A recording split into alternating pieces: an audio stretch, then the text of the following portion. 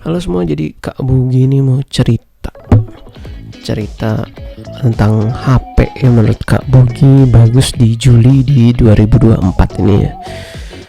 Jadi kalau menurut Kak Bugi untuk beli HP itu yang paling penting itu apa? Baru ya. Itu yang paling penting. Yang kedua tuh chipset, kemudian sisanya storage sama RAM. Nah, langsung aja kita mulai dulu ya. Kita untuk yang menurut Kak Bugi bagus di low entry kurang dari 1 juta atau kurang dari 1,5 juta. Menurut Kak Bugi low atau entry itu kurang dari 1,5 juta atau 1 juta ya. Nah, yang pertama tuh Sharp Aquos V6 332. Ini punyanya Sharp ya, brandnya Sharp. HP-nya Aquos V6 itu 332 ya. Kemudian yang kedua 900.000 itu ZTE Blade A72364. Ini sebenarnya dulunya harganya itu 760.000 atau 780.000. Itu Kak Bugi beli lagi diskon tahun kemarin apa ya, atau awal tahun ya. Sekarang makanya ini kenapa dimerahin, karena ya udah nggak 780.000 lagi ya, tapi harga 900.000-an. Lanjut dulu ya kita ya ke yang 1,5 juta. Itu ada Sharp Aquos V6 5G. Ini kakaknya si Sharp Aquos V6 ini, cuma bedanya di RAM sama storage yang jauh lebih besar. Di RAM-nya 4GB, storage-nya di 128GB. Sama bedanya itu dia udah ada 5G-nya. Kemudian yang ini udah 128GB ya, tapi masih tetap eMMC. Ini pokoknya eMMC semua nih. Lanjut dulu ya kita ke mid itu yang 1,5 juta sampai 4 juta. Nah, yang pertama tuh ada Samsung Galaxy A05s. Ini udah pakai Snapdragon ya. Kemudian Redmi Note 13 Pro juga udah pakai yang Snapdragon, itu harganya 1,9 juta. Dan Redmi Note 13 Pro nya 3,7 juta.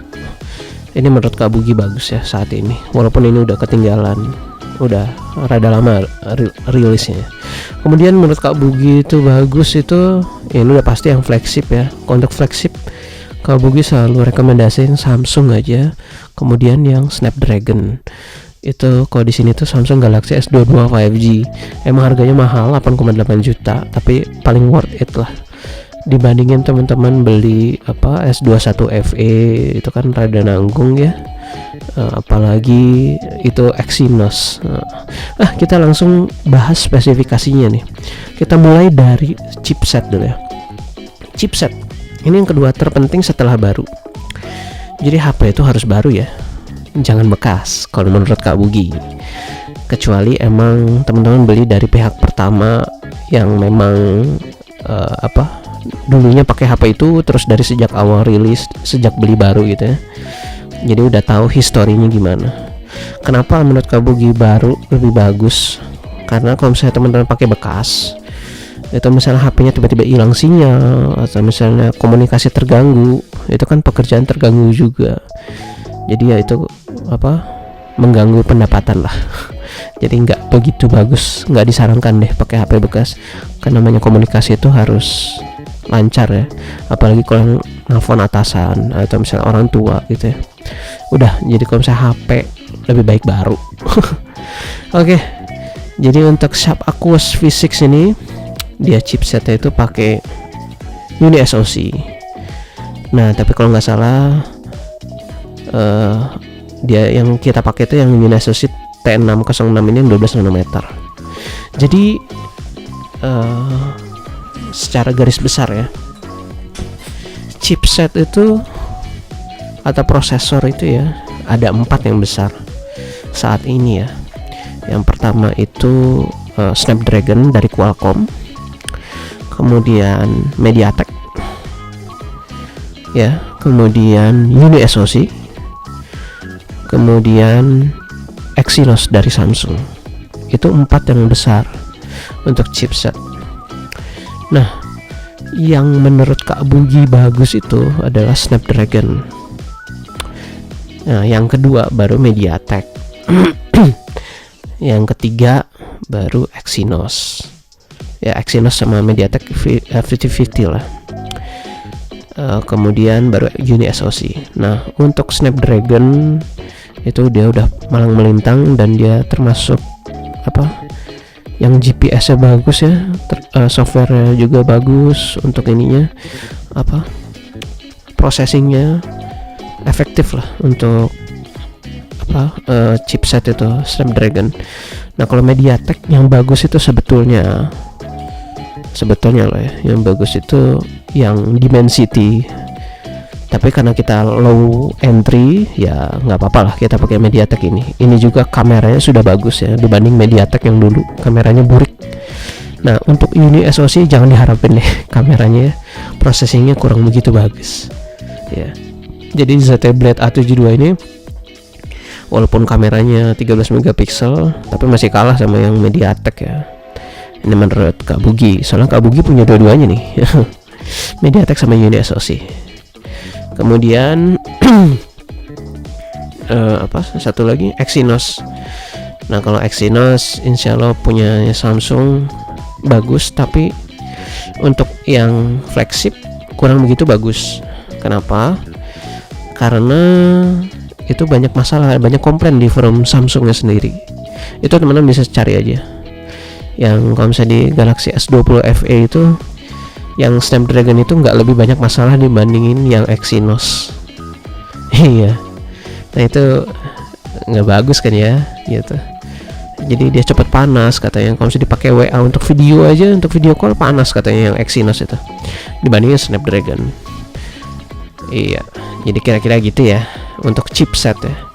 Jadi untuk chipset tadi Snapdragon, MediaTek, Uni SoC sama Exynos. Tapi kalau saya Bugi urutin ya Snapdragon dulu, baru kemudian Exynos atau MediaTek, baru kemudian Uni SoC kalau bisa ya. Nah itu dari chipset nih. Dari chipset itu Sharp Aquos V6 sama Blade A72. Menurut Kak Bugi bagusnya yang Aquos ini ya. Masih pakai MediaTek ini, apalagi 12 nanometer ya. Jadi chipset itu tuh ada yang jadul tuh yang 28 nanometer, ada yang 40 berapa ya, 40-an nanometer itu udah nggak bagus. Kenapa nggak bagus? Karena efisiensi dayanya itu nggak bagus, jadi baterai lebih cepat habis. Jadi yang paling bagus itu yang semakin mengecil. Nah kalau ini 12 nanometer, nah bagus nih, 12 nanometer udah bagus lah zaman sekarang, nggak bagus-bagus amat ya. Kalau misalnya ini kalau nggak salah 4 nanometer kan ya sekarang yang Galaxy S22 kalau nggak salah ya. Jadi semakin kecil nanometer semakin bagus efisiensinya ya. Nah itu untuk chipset. Kemudian kita ke chipset atau untuk CPU ya. Kemudian kita baru ke yang Kak Bugi lihat ketiga, selain CPU, selain chipset ya, itu adalah RAM sama storage. Yang kita bahas RAM dulu ya.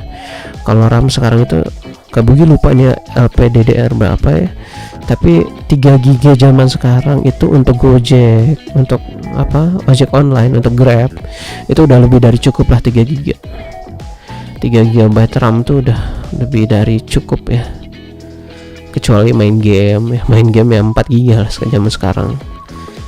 Jadi Sharp Aquos V6 ini 3 GB ini udah cukup nih, apalagi Sharp Aquos V6 untuk yang 5G ya, itu 4 GB RAM itu udah lebih dari cukup. Kemudian selanjutnya ada storage. Nah Kak Bugi sendiri bilang bahwa untuk storage itu zaman sekarang emang minimal 64 minimal ya, karena aplikasi sekarang rakus banget sama storage. Jadi minimal 64 ya. Kalau misalnya budget tipis ya terpaksa ke Sharp Aquos V6 ya yang 32 GB. Tapi itu juga udah cukup kok untuk ojek online, untuk belanja online, Tokopedia, Shopee, itu cukup banget menurut Kak Bugi ya. Apalagi ini ya, yang Sharp Aquos V6 itu 5G 128 GB. Nah tapi untuk storage ini sendiri itu sebenarnya terbagi jadi dua untuk HP ya. Untuk HP itu ada eMMC, itu emang agak lemot. Kemudian ada UFS. Nah dari tiga ini tuh yang pakai UFS tuh cuman ZTE Blade A72 nih. Ini tuh udah UFS nih dia, 64 GB nya ini udah UFS, jadi lebih kencang untuk processingnya. Sedangkan untuk yang Aquos ini 128 GB ini masih eMMC sih, tapi tetap kencang sih menurut Kak Bugi. Kemudian Sapakos V6 ini yang ini 32 GB itu tetap pakai eMMC juga. Jadi ya maklumlah harganya murah ya. Itu kemudian dari sisi RAM dan storage, kemudian chipset ya. Kita lihat selanjutnya itu biasanya Kak Bugi lihatnya display. Nah kalau Kak Bugi lihat display ternyata kerapatan pixelnya si V6 ini lebih sedikit ya dibanding si Blade A72. Itu resolusinya. Jadi semakin besar resolusi itu semakin rakus daya, tapi emang semakin bagus ya. Ya 390 ppi density-nya tuh. Ini sama kalau misalnya teman-teman nge-scan printer ya itu bisa dilihat nih ada PPI-nya kan ya. Nge-scan printer, nge-scan pakai printer untuk fotokopian gitu, itu biasanya ada PPI-nya. Nah ini tuh lebih rapat dia, jadi yang ini tidak lebih rapat gitu, tapi yang ini lebih hemat daya nih, yang V6 ini ya. Itu dari sisi layar biasanya Kak Bugi lihat itu. Kemudian dari sisi NFC nih, ini kan udah zamannya e-money ya, jadi menurut Kak Bugi butuh banget NFC ya. Jadi Sapakos V6 ini bisa dipertimbangkan nih kalau teman-teman sering lewat jalan tol ya. Untuk A72 ini tidak ada NFC-nya. Kemudian GPS, radio tidak ada. Kemudian nah ini penting nih untuk ngecas ya, itu minimal udah USB Type-C lah zaman sekarang ya. Jadi V6 5G, V6 332 ini yang masih 4G, A72 itu udah pakai Type-C semua. Ini juga udah pakai Type-C semua. Kemudian enaknya di sini udah ada gyronya ya, di V6 ini udah ada gyro, sedangkan yang di sini masih belum ya, masih belum ada gyro. Untuk ZTE Blade A72 ini masih belum. Paling itu aja sih. Sama ini ya OS-nya kan, semakin kesini kan OS-nya harus baru ya. OS-nya tuh harus semakin baru zaman sekarang ini ya. Cuman ya Gojek aja kalau nggak salah udah berhenti di Android ke-7 ya. Ke-7 itu Nougat ya kalau nggak salah ya, itu udah berhenti supportnya. Nah, jadi harus ke Oreo kalau nggak salah loh ya, atau berhenti di 6 tuh Lollipop nggak salah. Jadi sekarang tuh si Aquos ini pakainya Android 12, nggak bisa di-upgrade. Ini Kak Bugi udah punya soalnya, nggak bisa di-upgrade. Yang V6 5G juga nggak bisa di-upgrade, jadi tetap di Android 12. Kemudian yang Blade A72 lebih jadul, masih pakai Android 11. Dia pakainya MyOS nggak salah. Ya MyOS dia pakai. Nah sekarang kita beralih ke yang mid ya. Yang mid itu kita lihat pertama tadi apa yang kita lihat baru ya. Oke baru. Kemudian chipset. Nah sekarang kita beralih ke chipset. Ini ada A05s, ini Redmi Note 13 Pro, ini ada S22 5G. Nah yang A05s ini pakainya Snapdragon. Nah ini Snapdragon 680 4G, pakainya 6 nanometer lagi ya. Ini bagus banget ya, walaupun jadul sih. Ini kalau nggak salah masih zaman-zamannya Redmi Note berapa gitu. Tapi nggak apa-apa, ini masih relevan lah zaman sekarang, dan dia cepat nangkap GPS-nya kalau Qualcomm itu dibanding MediaTek ya. Ini pengalaman pribadi. Kemudian yang ini Redmi Note 13 Pro pakainya Snapdragon 7S Gen 2. Gila, ini udah baru banget ya, 4 nanometer. Kemudian yang S22 5G dia pakainya Snapdragon 8 Gen 1. Ini udah baru juga, tapi walaupun sekarang udah 8 Gen 2 atau Gen 3 ya. Ya, ini pakainya 4 nanometer, jadi hemat daya. Jadi di antara ini ya paling bagus memang yang ini ya, yang Qualcomm. Yang kalau di Indonesia dia pakai Qualcomm, kalau di Eropa dia pakai Exynos ya. Exynos 2200. Nah ini 4 nanometer juga. Tapi kalau misalnya untuk yang flagship udah deh langsung aja Qualcomm, jangan Exynos, soalnya Kak Bugi punya flagship Galaxy S20 FE ya. Tadi ceritanya lebih awet lah baterainya dan nggak cepat panas. Itu dari sisi chipset. Kemudian ya kalau misalnya budgetnya terbatas sudah Galaxy A05s aja ya. Itu dari sisi chipsetnya. Kemudian kita dari sisi internalnya, dia pakainya ada yang Kalau nggak salah di Indonesia tuh 6 GB RAM ya untuk Galaxy A05s sama 128 GB storage. Masih pakai eMMC ini sayangnya ya. Nah dikirain udah UFS nih ya. Tapi nggak apa-apa sih, ini masih cukup kenceng juga ya. Kalau misalnya budget terbatas ya emang susah cari yang all rounder ya. Ya itu untuk Samsung. Enaknya Samsung itu gini sih, Samsung itu tuh dia aplikasinya nggak banyak bloatware kayak Redmi Note ini ya. Walaupun nggak begitu worth it, tapi dia paling stabil sih. Dia udah nggak ya, bloatware nggak ada lah, dia udah mirip pure Android gitu. Sedangkan yang Redmi Note 13 Pro ini aduh ya tahu sendiri ya Redmi OS nya gimana ya. Sekarang udah Hyper OS ya, tapi tetap aja lah sama aja banyak bloatware ya. Dia pakai UFS 2.2 ya, udah pakai UFS 2.2. Kemudian yang Samsung dia pakai UFS 3.1 yang S22 ya. Itu dari internal. Kemudian dari sisi RAM-nya itu tadi berapa? Ini ada, ini 6 GB, ini kemudian ini kalau salah 8 GB deh yang Redmi Note 13. Kemudian yang Galaxy S22 itu 8 GB juga RAM-nya, udah cukup lah. Di Indonesia tuh ada 128, ada yang 256, yang 128 GB itu 8,8 juta. Nah tapi untuk dari kamera ya udah lengkap banget, ini udah OIS nya udah ada, jadi dia bisa stabil dan dia juga bisa 3 kali optical zoom.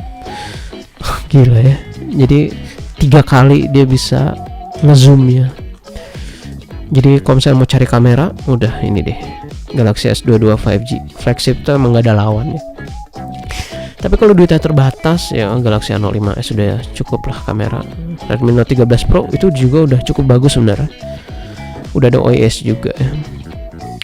Ya kemudian ya ini kamera depan 13 14. Kalau misalnya Kak Bugi sih nggak ngincer ini ya 1080p untuk ininya perekamannya yang paling penting. Nah ini udah ada 3,5 jack ya Redmi Note 13 Pro. Tapi kalau misalnya Galaxy A05s nggak ada ya. Ada ding, ada juga. Tapi yang nggak ada itu Galaxy S22 3,5 jack ya. Kemudian Bluetooth oke. Positioning NFC ada semua ya. Oke. USB Type C. Nah ini yang paling baru USB Type C nya 3.2. Jadi dia tuh USB Type C itu dia bisa, USB Type C nya si Galaxy S22 ya, dia bisa power delivery, dia bisa ngasih data juga.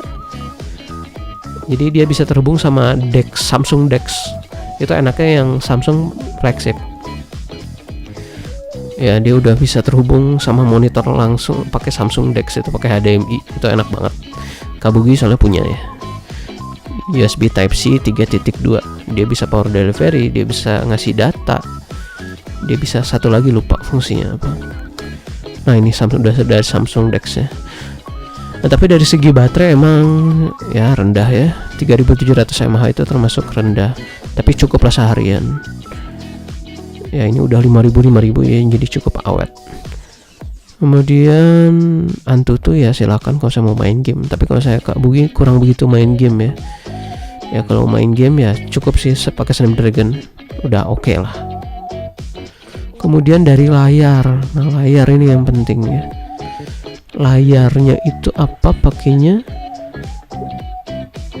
Resolusinya ternyata lebih rapat yang si Redmi Note 13 Pro, bahkan dibandingin sama yang flagship juga ya dari Samsung.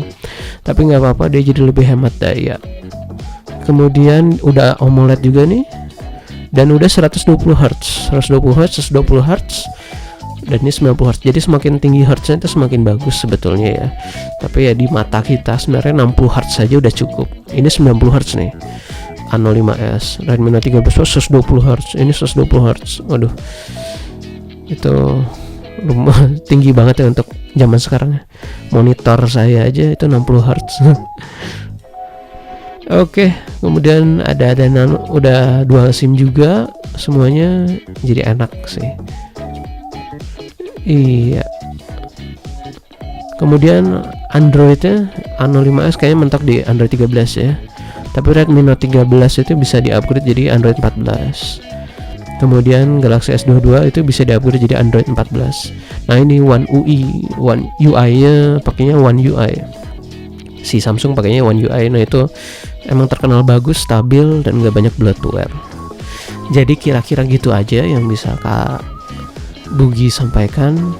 Semoga bisa membantu. Ini termasuk yang Kak Bugi rekomendasikan. Terima kasih banyak sudah menonton. Assalamualaikum warahmatullahi wabarakatuh.